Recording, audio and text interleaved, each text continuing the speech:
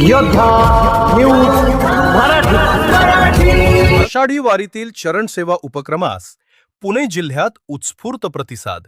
सेवा, समर्पण आणि भक्तीचा अनोखा संगम। हजारो वारकऱ्यांनी घेतला लाभ। वारकऱ्यांच्या सेवेत सहभागी होणं हेच आमचे भाग्य। रामेश्वर नाईक, नाईक, पुणे। दिनांक 18 संत ज्ञानेश्वर महाराज आणि संत तुकाराम महाराज पालखी सोहळ्यानिमित्त पुणे जिल्ह्यातून मार्गक्रमण करणाऱ्या लाखो वारकऱ्यांसाठी राबवण्यात आलेल्या चरण सेवा उपक्रमास यंदा उत्स्फूर्त प्रतिसाद लाभला। पायी चालून आलेल्या वारकऱ्यांच्या थकलेल्या पायांना आराम मिळावा, त्यांच्या प्रवासातील शारीरिक ताण कमी व्हावा आणि सेवाभावाची परंपरा अधिक दृढ व्हावी, या उद्देशानं हा उपक्रम राबवण्यात आला। वारी मार्गावरील 20व्या ठिकाणी उभारण्यात आलेल्या चरण सेवा केंद्रांमध्ये स्वयंसेवकांनी अत्यंत आत्मीयतेनं वारकऱ्यांचे स्वागत करत पायांची स्वच्छता, तेल मालिश तसेच आवश्यक प्राथमिक सेवा उपलब्ध करून दिली। या सेवेमुळे अनेक वारकऱ्यांनी समाधान व्यक्त करत मुख्यमंत्री देवेंद्र फडणवीस यांचे आभार मानले।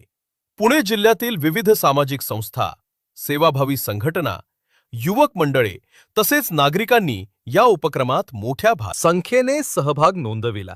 स्वयंसेवकांनी निस्वार्थ भावनेने दिवसभर वारकऱ्यांची सेवा करत सेवा हीच खरी ईश्वर भक्ती हा संदेश कृतीतून दिला। श्री रामेश्वर नाईक आषाढी वारी ही महाराष्ट्राच्या सांस्कृतिक आणि आध्यात्मिक परंपरेचे प्रतीक आहे। वारकऱ्यांच्या चरणांची सेवा करण्याची संधी मिळणं हे आमचे भाग्य आहे। चरण सेवा उपक्रमाला मिळालेला उत्स्फूर्त प्रतिसाद समाजातील सेवाभाव, सामाजिक बांधिलकी आणि मानवतेची भावना अधिक दृढ करणारा आहे।